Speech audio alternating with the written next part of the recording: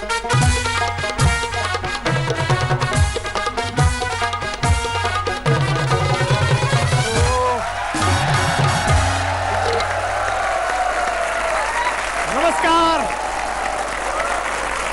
स्वागत है आप सबका केवी सम्मेलन में। और हम आज आभारी हैं कि हमारे साथ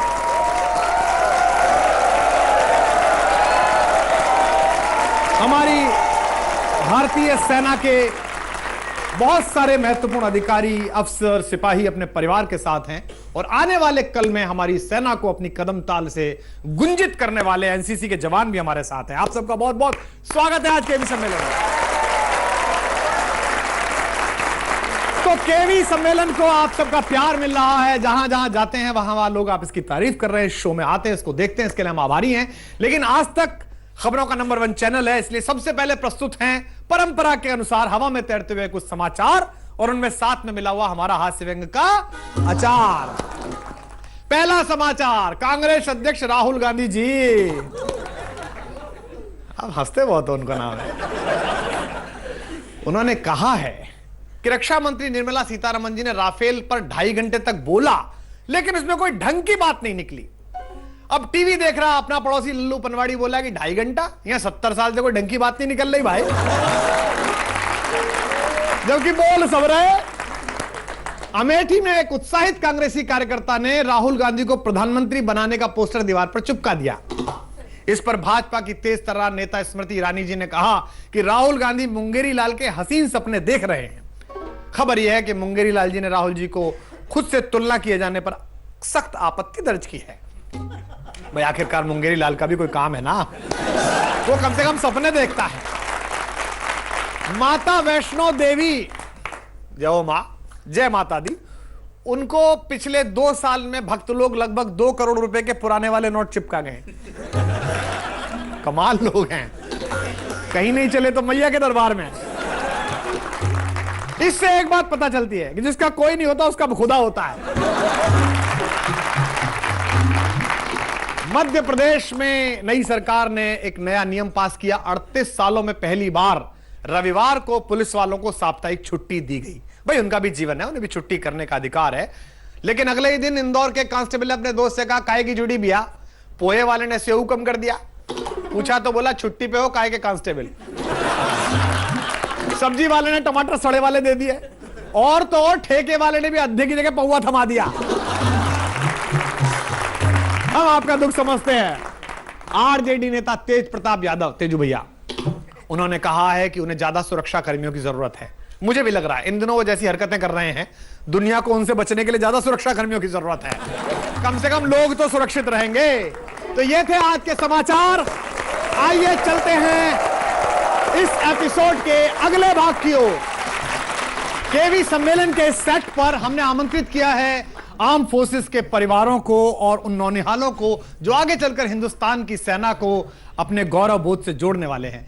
लेकिन इसी अवसर पर हमने आमंत्रित किया है ऐसे फिल्म के कलाकारों को जो अपने आप में तो स्टार हैं ही, लेकिन उन्होंने रियल लाइफ स्टार्स के ऊपर एक फिल्म बनाई है। आप सब जानते हैं हम बुद्ध के देश के रहने वाले हैं। हम युद्ध नहीं चाहते, लेकिन हम पूरी दुनिया को यह भी कहना चाहते हैं कि युद्ध की संभावना में जी रहे सब देश सुन लें, युद्ध भी है, बुद्ध भी है, जिसे चाहे उसे चुन लें। जब जब हम पर युद्ध थोपा जाता है, जब जब कोई नापाक पड़ोसी हमारी तरफ गलत आंखें उठाता है, तो हिंदुस्तान के रणबांकुरे अपने प्राण हथेलियों पर रखकर टाइगर की तरह किसी हिल पर चढ़ जाते हैं और हिमालय के शिखरों को बताते हैं कि उनकी ऊंचाई से भी ज्यादा अगर कुछ ऊंचा है तो वो हिंदुस्तानी सेना का मनोबल है, भारतीय सैनिक का साहस है और उसकी वीरता है। तो हम स्वागत कर रहे हैं उरी द सर्जिकल स्ट्राइक पर बनी हुई फिल्म के 3 मशहूर कलाकार, अभिनेता, अभिनेत्री जिनसे आप सब परिचित हैं, विकी कौशल, यामी गौतम और मोहित को हम आमंत्रित करते हैं जोरदार तालियों के साथ।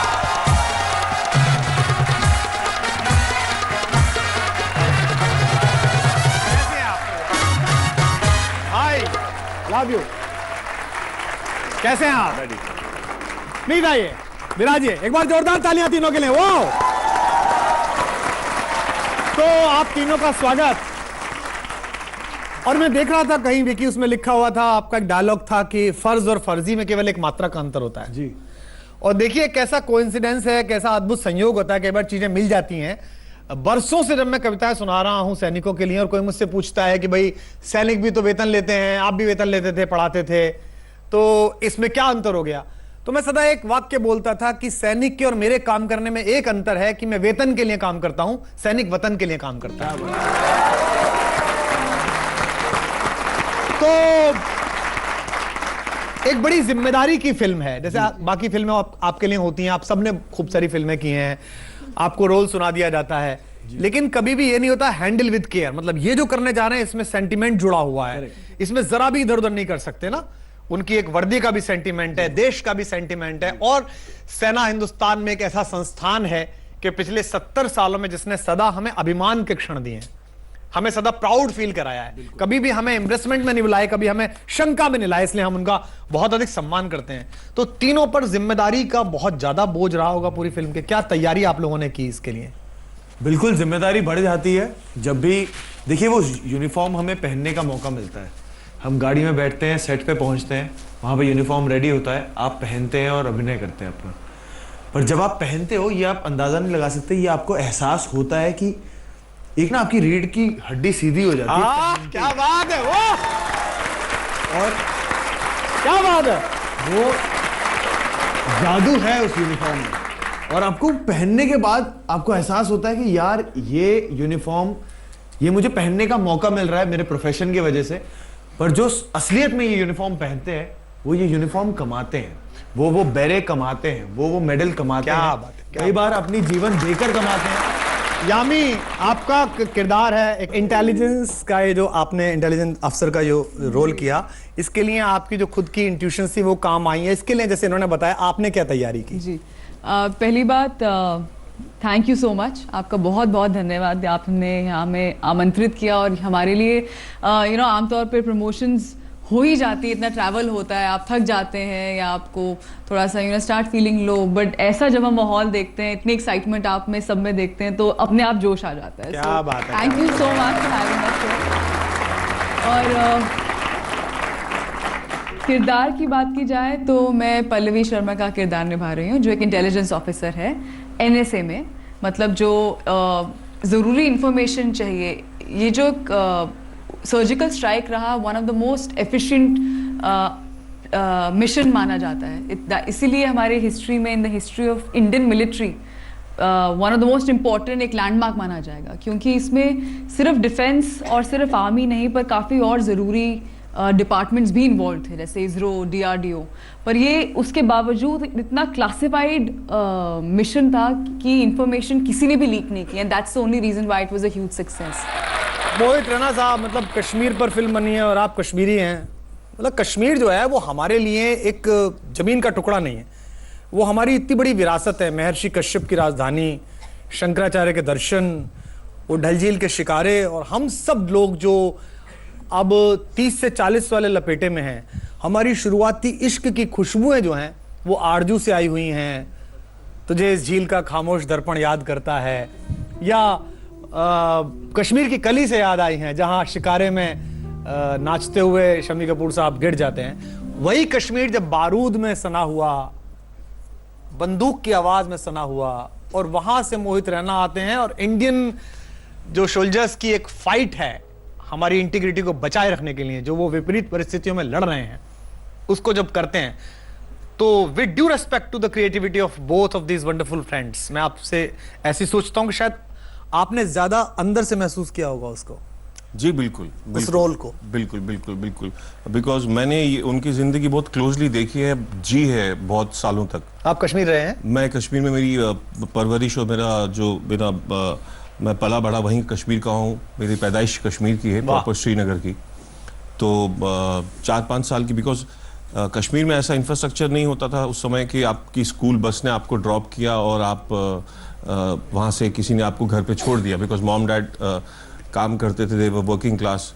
सो बहुत बार ऐसा होता था कि वहाँ के लोकल सोल्जर्स जो थे वो देखते थे कि ये 4-5 साल का बच्चा है, उसे रोड क्रॉस करा के मुझे घर पे छोड़ देते थे। क्या बात है, वाह वाह वाह वाह। बिकॉज उनकी रेजिमेंट की ड्यूटी जो होती थी उसी एरिया में होती थी, so there were lot of familiar faces हो जाते थे वो लोग, बिकॉज एक एरिया में वही 10-15 लोग थे जो तैनात होते थे और उनकी शिफ्ट चेंज होती रहती थी। तो मैं उनके साथ खेलता भी था, क्रिकेट भी खेलता था, उनके साथ लंच भी करता था, उनके साथ शाम का खाना भी खाता था। क्या बात है। सो हम लोगों की इंटरेक्शन वहाँ पे बहुत पर्सनल लेवल बहुत पे थी। अच्छे, आप तो बहुत लकी हैं। इस बार तो आपने काफी मेहनत की, हेलीकॉप्टर से कूदे, आप लोग पहाड़ पे चढ़े, ये हुआ। फन था ये थकाने वाला था? मजा था कि थकाने वाला था? देखिए, आर्मी की ट्रेनिंग थकाए ना तो फिर वो ट्रेनिंग ही क्या। तो मैं आपको बहुत एक इंटरेस्टिंग छोटा सा किस्सा बताना चाहूंगा। सॉरी, मैं प्लीज ले रहा हूँ।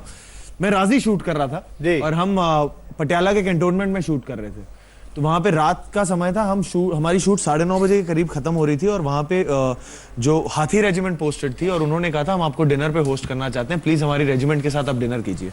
तो हम गए, उनके साथ डिनर किया और काफी अच्छा माहौल बना। 3 बजे तक हम पार्टी चल रही है, फैसिनेटिंग स्टोरी शेयर कर रहे हैं उनके प्रोबेशन पीरियड के, जो मिशन पे गए थे। तो एक बार आप आर्मी की किस्से सुनना शुरू करें तो रात कब बीत जाती पता नहीं लगता। 3 बज गए थे और एक जवान सा कैडेट था, 26 साल का था, मुझसे छोटा ही था, कैप्टन था और तो कह रहा था कि कल का आपका क्या प्रोग्राम है। तो हमने कहा कल यार फाइनली बहुत दिनों बाद हमें छुट्टी मिली है, तो कल तो हम खींच के सोएंगे, आराम करेंगे। तो मैंने कहा यार आपका क्या प्लान है?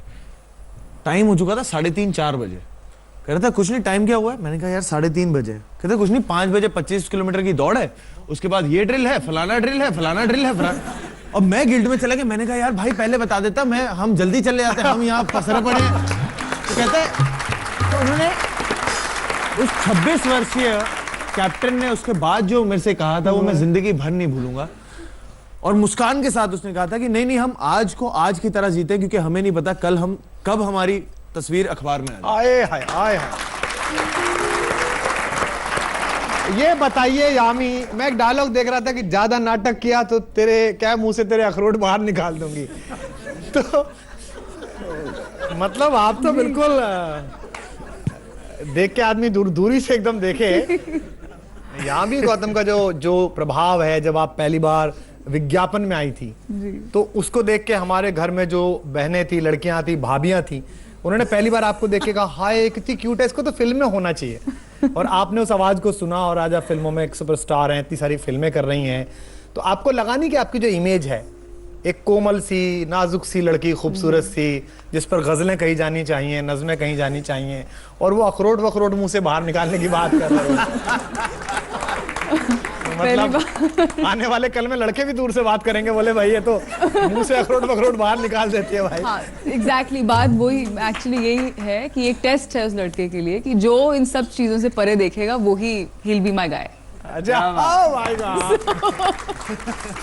But on a serious note Kumar ji, मैंने शुरुआत एक्चुअली एज अ मॉडल नहीं की थी, एज एन एक्टर ही की थी, पर टेलीविजन से की थी। और मैंने एक बार जब आ गई थी चंडीगढ़ से यहाँ, तो मैंने सोच लिया था कि हाँ वापस नहीं जाना है। आप पिछली फिल्म में पाकिस्तानी अफसर बने थे जी, इस फिल्म में हिंदुस्तानी अफसर बना था जी। तो यूनाइटेड नेशंस को हम अप्लाई करते हैं कि आप शांति के लिए पहल कर सकते हैं, उधर का भी। नहीं सर, ये प्लानिंग थी मेरी। हैं, उधर भी कराए थे, इधर भी कर नहीं, सकते प्लानिंग ये थी कि वहां से इंटेलिजेंस ले आऊं, फिर सर्जिकल स्ट्राइक कर दूंगा। एक बड़ी रुचि रहती है सबकी, हम सबकी रुचि रहती है कि आप सबकी पर्सनल लाइफ में क्या क्या चल रहा है। मतलब थोड़ा सा खराब सवाल है, लेकिन उधर क्यों देख रहे हो? आप अपनी शुरू करो ना। मैं तब से इतना बोल रहा था तो मुझे लगता है कि मैं ही बोले जा रहा हूँ। चलो मोहित से शुरू कर देते हैं। सर बहुत सिंपल सी बात है, जिस इंसान का मंदिर हो उसका क्या है। यामी, आपसे क्या उम्मीद करें? क्या कुछ दे दीजिए, कुछ बता दीजिए क्या चल रहा है। देखिए, जो लड़का कंफर्टेबल होगा, अखरोट एज अ ड्राई फ्रूट, वो मुझे लड़का मंजूर है। लेकिन मेरी पूरी शुभकामना आपके साथ है, और Thank मैं you, जिनको कुमार। शुभकामना देता हूँ फल जाती है। हाँ, हाँ, मैंने एक मुख्यमंत्री को शुभकामना दी थी, प्रधानमंत्री बनने की, बनी गया। फिर तो आप उरी की हिट होने की शुभकामनाएं दे ही दी। वो तो सुपर हिट है। हम सब प्रॉमिस आपको कर रहे हैं, हम उरी देखने जा रहे हैं, सब लोग देखने जा रहे हैं। मैं अभी पिछले सवाल पे आपने विकी से नहीं पूछा। हाँ, ये सवाल अरे, नहीं पूछा क्या बात आपने है। विकी से, बाकी सब पूछ लिया। ये मैंने विकी इंटेलिजेंस से का रोल छोड़ नहीं रही है। मैंने विकी से इसलिए नहीं पूछा कि मुझे थोड़ा थोड़ा अंदाजा है उस बात का। अच्छा, सही मुझे है। तो अंदाजा है, लेकिन फिर भी वो कैमरा पूछना चाह रहा है कि विकी कौशल अब क्या चल रहा है, मतलब अगला करेक्टर जो है, जो मिलने वाला है बड़ा लीड, वो किधर की तरफ जा रहा है? कुछ उसकी लीड दे दीजिए, थोड़ी बता दीजिए। देखिए वैसे तो अगला पार्ट जो है वो कहीं से भी रोमांस से जुड़ा हुआ नहीं है। अगला पार्ट जो है वो औरंगजेब का है, तो उसका रोमांस से कोई लेना देना नहीं है। पर इतना कहूंगा, चेहरे पे जो मुस्कान आई है उससे लग रहा है कि अंदर कहीं शहनाई बज चुकी है। अरे शहनाई तो कितनी बार बजाई, कोई दवाई देता है आगे। बट अच्छा लग रहा है। अच्छा लग रहा है इसका मैं मतलब। इस पे ये कहूंगा कि मैं आपकी एक कविता थी जो मैं कहना चाहूंगा। एक जमाना था जब आज के दौर पे है कि वायरल क्या होता है, हर चीज वायरल हो जाती है। जब मैंने इंजीनियरिंग करनी शुरू की थी 2005 में, तब ये वायरल शब्द नहीं था, तब यूट्यूब शायद लॉन्च ही हुआ था, तब ये सब कोई प्लेटफॉर्म नहीं थे। और तब एक कविता थी जो कुमार जी की थी, जो ऐसी वायरल हुई थी, और स्पेशली एक इंजीनियरिंग स्टूडेंट होने के नाते हमारे लिए तो वो एंथम बन चुका था बहुत ज्यादा कि कोई दीवाना कोई दीवाना कहता है। सर प्लीज 2 लाइन हो जाए। कि कोई दीवाना कहता है, कोई पागल समझता है। गाइए कि कोई दीवाना, सबको याद है। मगर धरती की बेचैनी को बस बादल समझता है। मैं तुझसे दूर कैसा हूं, तू मुझसे दूर कैसी है, ये तेरा दिल समझता है या मेरा दिल समझता है, ये तेरा दिल समझता है, ये तेरा दिल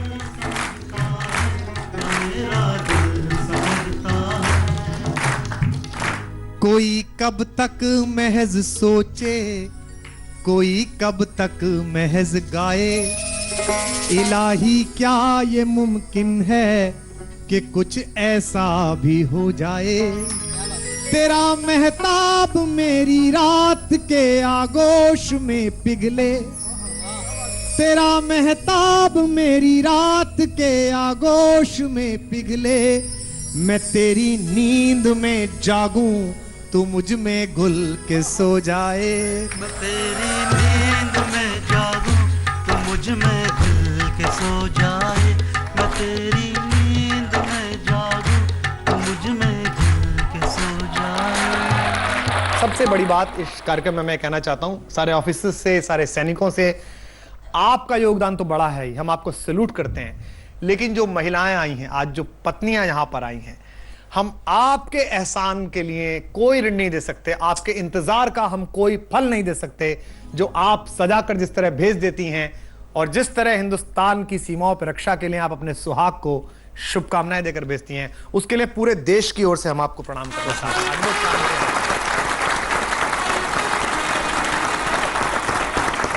कुमार जी एक रिक्वेस्ट थी जी। फौज भी हमारे बीच है। हमारी film Uri the surgical strike इन्हीं के सम्मान में बनी गई है, माहौल है। आपकी एक कविता है तिरंगा, अगर वो आप सुना दे 2 पंक्तियां प्लीज। क्या बात है, आपकी भी अनुमति है, आपकी तालियों से आप बताएं तो मैं मुझे लगता है कि ये एक ऐसी कविता है और एक ऐसा विषय है तिरंगा कि मुझे बैठ के नहीं सुनानी चाहिए प्लीज। और बाकी सारी कविताओं ने मुझे प्रसिद्धि दी, इस कविता ने मुझे प्रतिष्ठा दी। क्या बात। आप सब लोग जो सीमा पर जाते हैं, आप लोग क्या मांगते हैं और जो किरदार आप दोनों ने निभाए हैं या आपने निभाए हैं इंटेलिजेंस अफसर की तरह, आप लोग क्या मांगते हैं ऊपर वाले से, ऐसा मैंने सोचा कि शोहरत न अता करना मौला। मौला मौला मौला। शोहरत नहीं मांगता, आप लोग अखबार में फोटो छपाने के लिए शहीद नहीं होता कोई। कि शोहरत न अता करना मौला, दौलत न अता करना मौला, बस इतना अता करना चाहे जन्नत न अता करना मौला। क्या कि बस इतना अता करना चाहे जन्नत न अता करना मौला। शम्मे वतन की लो पर जब, शम्मे वतन की लो पर जब कुर्बान पतंगा हो, होठों पर गंगा हो, हाथों में तिरंगा हो। होठों पर गंगा हो, हाथों में तिरंगा गाइए। हो।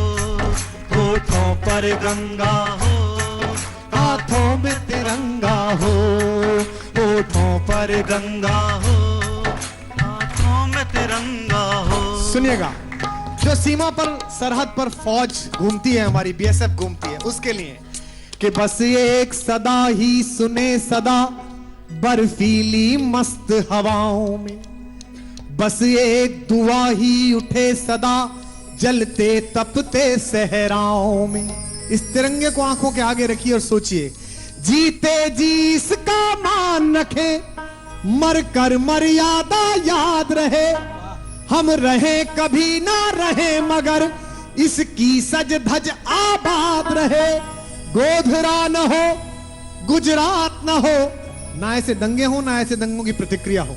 गोधरा न हो, गुजरात न हो, इंसान न नंगा हो। होठों पर गंगा हो, हाथों में तिरंगा हो।